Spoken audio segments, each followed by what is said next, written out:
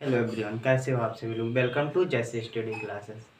हम लोग इतिहास में वैदिक काल पढ़ चुके हैं। उत्तर वैदिक काल जब हम पढ़ रहे थे तो हमने देखा था कि अनेक प्रकार की बुराइयां समाज में आ रही थी।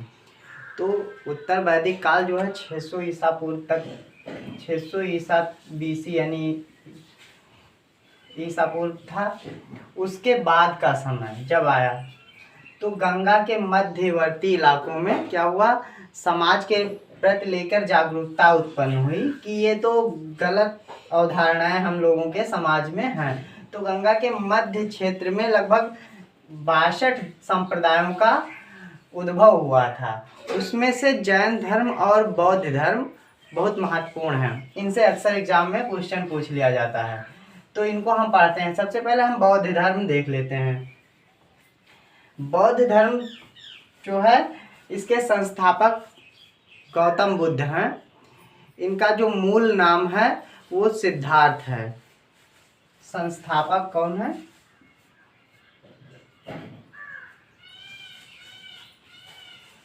संस्थापक गौतम बुद्ध।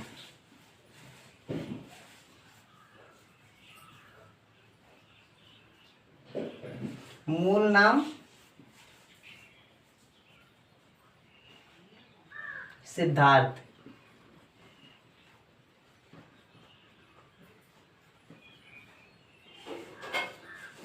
गौतम बुद्ध का मूल नाम सिद्धार्थ था। इनके अन्य नाम है, जैसे इनको अन्य नाम से भी जानते हैं, जैसे एशिया का प्रकाश हम इनको कहते हैं, या शाक मुनि, क्योंकि ये शाक कुल से संबंध रखते थे, इसलिए इनको शाक मुनि के नाम से जानते हैं। इनके उपनाम या अन्य नाम आप कह सकते हैं।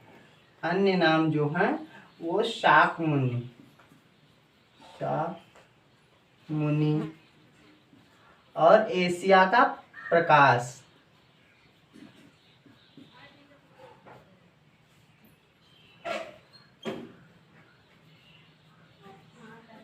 एशिया का प्रकाश इनको कहते हैं। इनके अन्य नाम हैं। इनका जन्म जो है वो 563 ईसा पूर्व हुआ था, यानी ईसा मसीह से बहुत पहले की बात है, 500-600 साल के करीब। तो ये 563 ईसा पूर्व इनका जन्म हुआ था, और इनकी मृत्यु जो है 483 ईसा पूर्व हुई थी। ये 2 पॉइंट।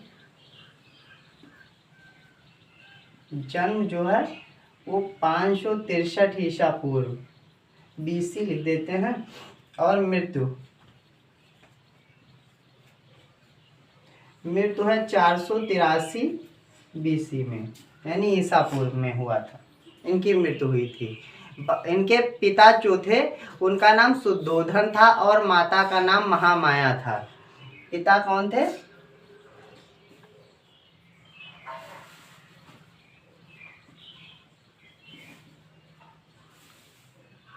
शुद्धोधन और माता महामाया।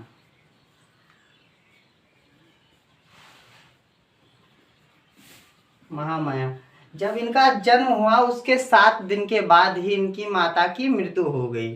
तो इनका पालन पोषण जो है इनकी मौसी जो प्रजापति गौतमी थी उन्होंने किया, और उनको विमाता के नाम से भी जाना जाता है, क्योंकि शुद्धोधन ने बाद में उनसे शादी कर ली थी। तो इनका पालन पोषण किसने किया? मैं लिख जन्म के 7 दिन बाद माता का देहांत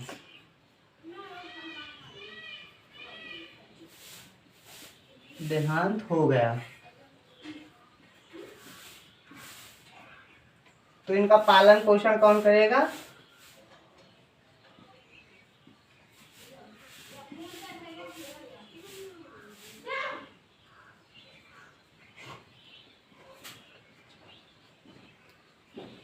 प्रजापति गौतमी। यही आगे चल के बौद्ध धर्म की प्रथम महिला होंगी जिनको एंट्री मिलेगा। यानी बौद्ध धर्म में ऐसा था कि महिलाओं को प्रवेश वर्जित था। फिर इनका पालन पोषण इनकी माता, जो भी माता थी या मौसी आप कह लो, प्रजापति गौतमी ने किया। इनका मन जो है समाज में जैसे परिवार के प्रति नहीं लगता था, इसलिए इनके पिताजी ने क्या काम किया, 16 वर्ष की आयु में इनका विवाह था यशोधरा से करा दिया। इनकी पत्नी का क्या नाम है, पत्नी यशोधरा।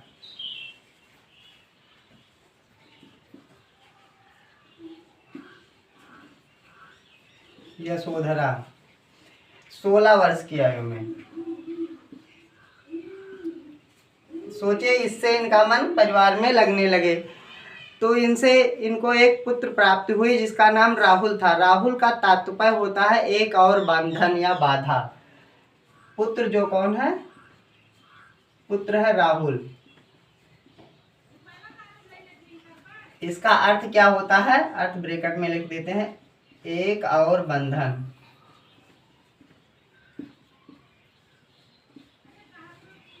तो इनके राहुल जो था इनका पुत्र था। जब ये इसके बाद भी इनका मन नहीं लगा, एक बार ये घूम रहे थे तो इन्होंने 4 दृश्य बारी बारी से देखा। क्या देखा, एक वृद्ध व्यक्ति जो दर्द से कराह रहा था, और फिर उसके बाद आगे चलने पर एक रोगी को देखा, रोगी भी वैसे ही स्थिति में दुखी ही था। फिर उसके बाद एक शव को देखा, शव लोग ले जा रहे हैं और उसके पीछे जो है उनके घर वाले रो रहे हैं। फिर आगे चल के कुछ दूरी पर क्या देखा, एक खुशहाल सन्यासी। तो इनके मन में वहाँ से पूर्ण रूप से वैराग उत्पन्न हो गया। ये दृश्य आपसे पूछा भी जाता है कि क्रम से सजाइए। तो सबसे पहले घर त्याग से पहले का दृश्य, मतलब जो दृश्य देखा था, ब्रैकेट में देखा लिख देते हैं। सबसे पहले एक वृद्ध व्यक्ति,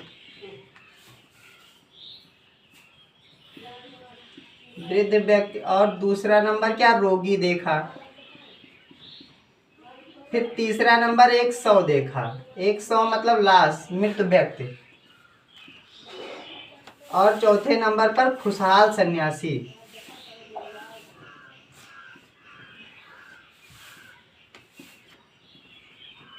तो इनको लगा कि सन्यास जो मतलब ऐसी एक प्रक्रिया है जिससे हम खुशी रह सकते हैं। और सभी कंडीशन में क्या हुआ, सभी लोग रो ही विलाप कर रहे थे। तो फिर ये गृह त्याग दिए। जब ये त्यागे तो ये गया चले गए। वहां पर क्या किया, इन्होंने तपस्या किया।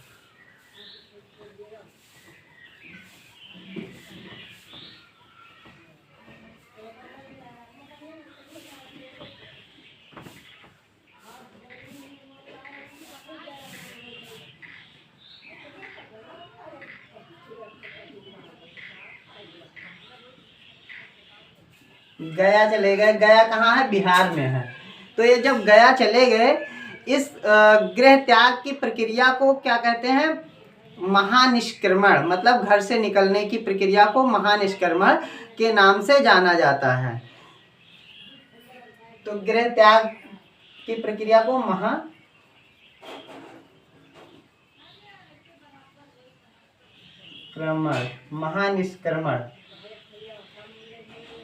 के नाम से जाना जाता है, ये गृह त्यागे।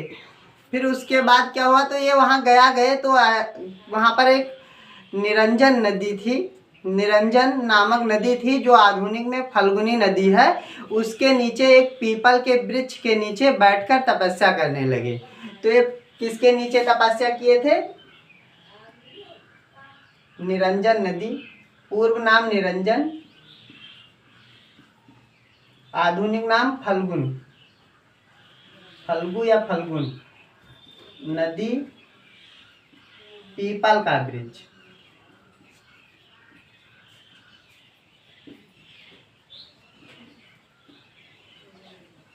के नीचे ये वहाँ डायरेक्ट गया भी नहीं गए थे। वहाँ से जाने के बाद ये घूमे थे थोड़ा बहुत, जैसे राजगृह वगैरह के गुरुओं से, राजगृह जो उस समय का प्रसिद्ध नगर होता था, उसके वहाँ के जो गुरु थे उनसे भी मिले थे। तो ये वहाँ पर गए और तो उनसे संतुष्ट नहीं हो पाए थे, तो ये गए तपस्या करने लगे। और यहाँ जहाँ तपस्या करने गए थे तो यहाँ पर 5 भिक्षुक भी, इनके ब्राह्मण भिक्षुक भी थे, उनके साथ ये तपस्या कर रहे थे। तो वहाँ पर ये जब गए और उसके वहाँ पर इन्होंने घोर तपस्या किया, इसके नीचे लगभग 6 वर्ष तक तपस्या किया, कठोर तपस्या, लेकिन इनको क्या हुआ, ज्ञान की प्राप्ति नहीं हुई। तो फिर इन्होंने यहाँ पर कितने 6 वर्ष तपस्या, बस कठोर या घोर, कठोर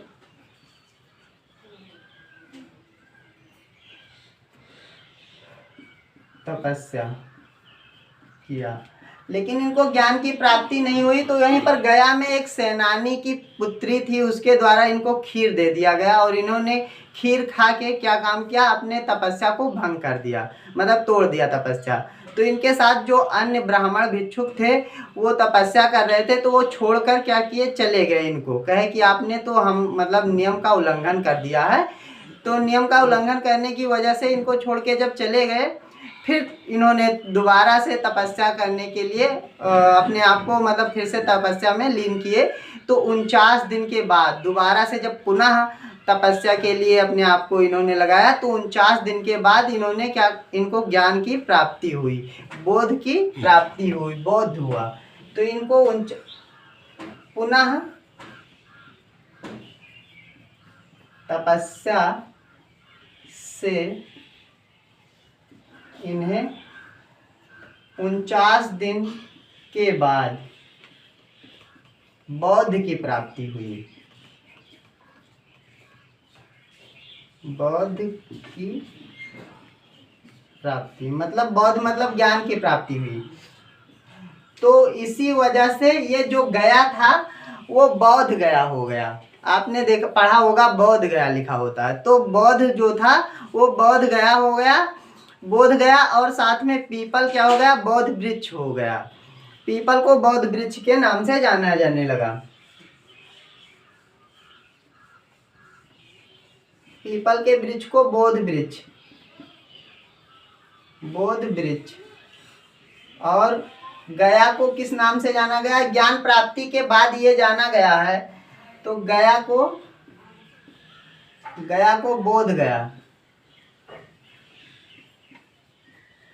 बोध गया के नाम से जाना जाने लगा।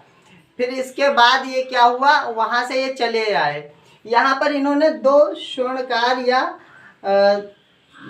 स्वर्णकार या जिसको आप लोहार कहते हैं, उनमें ये मतलब निश्चित नहीं है कौन थे, लेकिन हाँ ये है कि वहाँ पर इन्होंने 2 शिष्य बनाए थे। फिर उसके बाद ये चले आए सारनाथ। सारनाथ में इन्होंने प्रथम उपदेश दिया। तो प्रथम उपदेश कहाँ पर दिया था, प्रथम उपदेश सारनाथ। और इस प्रथम उपदेश को धर्म चक्र परिवर्तन के नाम से जाना जाता है। धर्म चक्र परिवर्तन, चक्र परिवर्तन, धर्म चक्र परिवर्तन के नाम से जाना जाता है। फिर वहीं पर ये सारनाथ में ही बौद्ध संघ की स्थापना इन्होंने की। सारनाथ में किसकी स्थापना की, बौद्ध संघ की।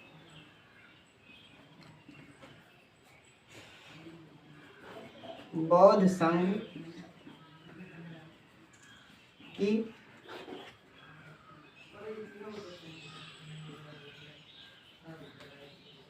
किया, बौद्ध संघ की स्थापना किया सारनाथ में। और इस बौद्ध संघ में क्या था, इनके एक प्रिय शिष्य हुए आनंद। तो ये जब भी कभी उपदेश देते थे तो ऐसे डायरेक्ट, हम जैसे आपको पढ़ा रहे हैं या डायरेक्ट क्लास में बच्चे बैठे हों, टीचर डायरेक्ट उनको पढ़ाता है, तो ऐसे नहीं देते थे। सभी लोग बैठे होते थे और सामने क्या होता था, इनके सामने ऐसे इधर व्यक्ति सभी बैठे होते थे और इधर ये बैठे होते थे, यहाँ पर ये बैठे होते थे, मान लिया थोड़ी देर के लिए, और यहाँ पर आनंद। तो ये जितने भी उपदेश देते थे तो आनंद को संबोधित करके देते थे। मतलब आनंद को, ये ऐसे नहीं कहते थे कि दुख, जो हमारे दुख का कारण है वो हमारी इच्छा है। ये कहते थे हे आनंद, जो हमारे दुख का कारण है वो क्या है, हमारी इच्छाएं हैं। तो मतलब ये आनंद को संबोधित करते थे, डायरेक्ट जनता को संबोधित नहीं करते थे। फिर तो इसमें महिलाओं का जो था प्रवेश वर्जित था। तो इसमें आनंद के कहने पर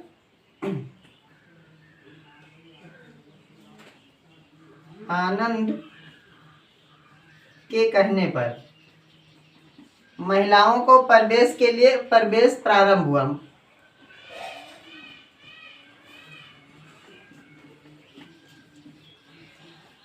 का प्रवेश हुआ। तो इसमें सबसे पहले जो महिला आई वो प्रजापति गौतमी थी, यानी प्रथम महिला बौद्ध भिक्षुक जो थी वो प्रजापति गौतमी थी।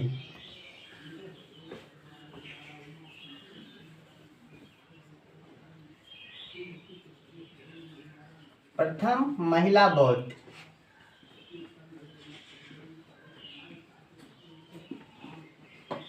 बौद्ध प्रजापति गौतमी। दूसरे नंबर पर इनकी मौसी की लड़की जो थी नंदा वो थी, और तीसरे नंबर पे इनकी पत्नी जो थी यशोधरा। यशोधरा इनकी तीसरी बौद्ध भिक्षुक थी। तो प्रथम नंबर पर प्रजापति गौतमी, दूसरे नंबर पर नंदा मौसी की पुत्री,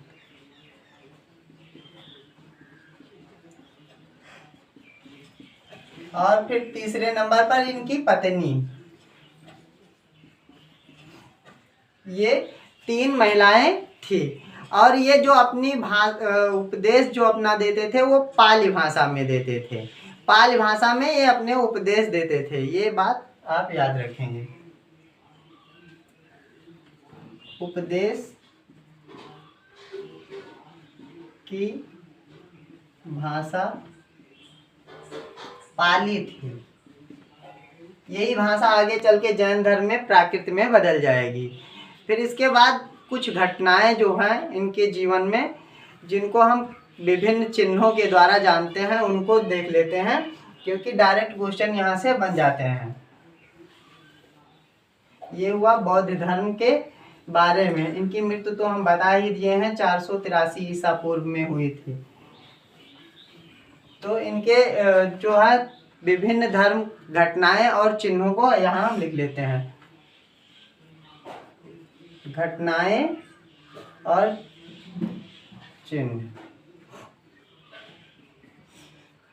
देखिए, सबसे पहली घटना जो ये माँ के अपने पेट में आए उसको हाथी के से प्रदर्शित किया जाता है, यानी हाथी दिखाया जाता है। इसका मतलब इनकी जो माँ के पेट में आए थे, माँ के पेट में आना,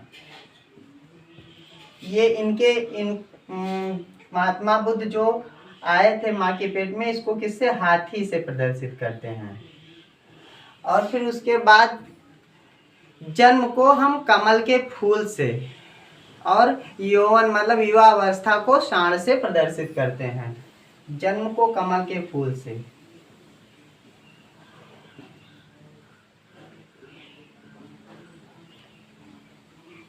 फूल से, यौवन साँड़ से, यौवन को साँड़ से हम प्रदर्शित करते हैं। फिर उसके बाद गृह त्याग इनकी दूसरी मतलब अगली घटना थी, उसको घोड़ा से प्रदर्शित किया जाता है। और ज्ञान की प्राप्ति को पीपल के वृक्ष से। गृह त्याग को किससे करते हैं, त्याग घोड़ा। और उसके बाद ज्ञान प्राप्ति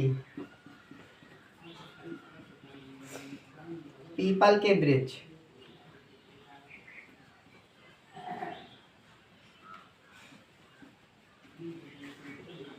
पीपल के वृक्ष। और मोक्ष यानी जो इनकी मृत्यु हुई थी उसको पद चिन्ह से। और उसके बाद जो प्रथम उपदेश दिए थे वो चक्र से, मोक्ष पद चिन्ह।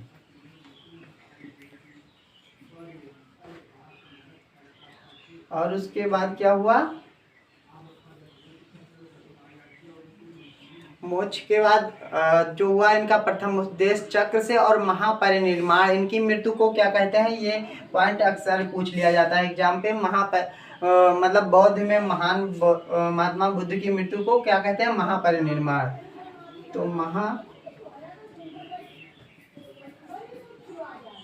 महापरिनिर्वाण जो हुआ था, इसको स्तूप से हम प्रदर्शित करते हैं। स्तूप मतलब खंभे से। और हम इसको बता ही चुके, प्रथम उपदेश को धर्मचक्र नहीं लिखे, प्रथम उपदेश इसको चक्र से हम प्रदर्शित करते हैं और इस प्रथम उपदेश को धर्म चक्र परिवर्तन के नाम से भी जानते हैं। इनके काल में इनके मृत्यु के बाद क्या हुआ, विभिन्न प्रकार के जो है संगीतियाँ, विभिन्न प्रकार नहीं सॉरी 4 संगीतियाँ हुई, जिससे क्या हुआ, विभिन्न प्रकार के इनके जो ग्रंथ थे उनका संकलन हुआ, या मतलब जैसे ये हीनयान महायान शाखा में बट गया था, इसके बारे में। तो 4 संगीतियाँ हुई, चारों संगीतियाँ आप याद रखेंगे। सन नहीं पूछा जाता है, ज़्यादातर इसके अध्यक्ष या फिर राजा पूछ लेते हैं। तो प्रथम जो संगीति थी वो 483 ईस्वी में हुई थी राजगृह में। ये पूछ लिया जाता है कहाँ पर हुई। तो प्रथम संगीत यहाँ पर फर्स्ट लिख देते हैं, संगीत 483 BC में हुई और ये कहाँ हुई, राजगृह में हुई। इसकी जो अध्यक्षता की थी वो महाकाश्य ने की थी और जो उस समय शासक थे वो अजातशत्रु थे। शासक कौन था, अजातशत्रु।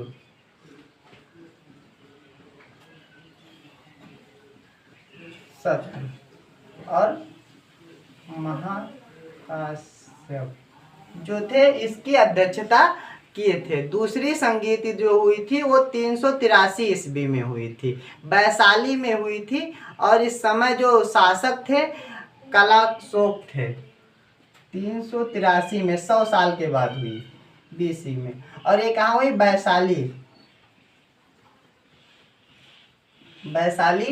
और इस समय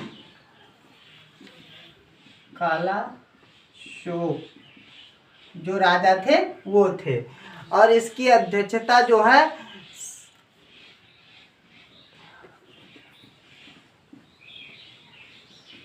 साबामीर जो थे उन्होंने किया था इसकी अध्यक्षता। फिर इसके बाद 100 साल के बाद 255, कहीं कहीं पर ये 250 भी मिलता है, तो ये पाटलिपुत्र में हुई थी तीसरी संगीति। 255 ये लगभग 100 साल के अंदर ही हो गई थी और कहीं कहीं पर ये 250, लेकिन NCERT जो बताती है वो बताती है 255 BC में हुई थी। तो ये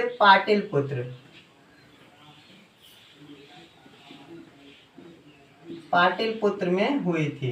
इस समय जो राजा होंगे वो आपके अशोक सम्राट होंगे और जो इसकी अध्यक्षता करेंगे वो मैग्मा पुत्री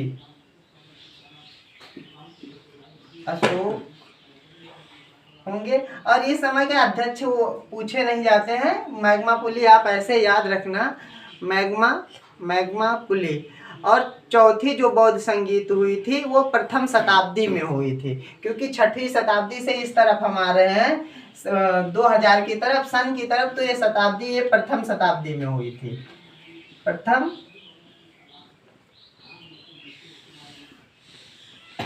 शताब्दी में ही। तो ये प्रथम शताब्दी में इस समय जो शासक थे ये हुई कहाँ थी, कुंडलवन कश्मीर में, और शासक जो थे कनिष्ठ थे। ये कुंडलवन कहाँ है, ये कश्मीर में है और इस समय के राजा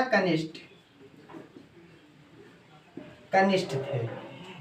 और जो वसुमित्र थे वो अध्यक्ष थे, लेकिन ये पूछा नहीं जाता है। ये आप जरूर याद रखें कि प्रथम शताब्दी में कुंडलवन और कनिष्ठ के काल में हुई थी। ये शासक ज़्यादा इम्पोर्टेंट है कि शासक कौन थे उस समय, तो हमने शासक सब बता दिए हैं। शासक, जैसे वो संगीत पूछेगा कि दूसरे संगीत के में शासक कौन थे या किसके संरक्षण में हुई थी, तो दूसरे संगीत किसके संरक्षण में हुई थी, अशोक के सम्राट। तीसरी हुई थी अशोक के, और कलाकोश जो थे दूसरे। ये हुआ और ये 2 भागों में बट गया था। हीनयान महायान, जो कि प्रथम संगीत के में ही बटा था। प्रथम बौद्ध संगीत में क्या होता है, इनके धर्म संगीत के जैसे त्रिपिटक वगैरह जो है इनके संकलन हुआ था, और साथ में हुआ विनय पिटक, सुत्त पिटक, इनका संकलन, और उसी के साथ हीनयान महायान में ये बट गया था 2 भागों में। बौद्ध धर्म से जितने इम्पॉर्टेंट फैक्ट हैं हमने आपको बता दिए। वीडियो देखने के लिए धन्यवाद। ज़्यादा से ज़्यादा लोग के पास शेयर कीजिए।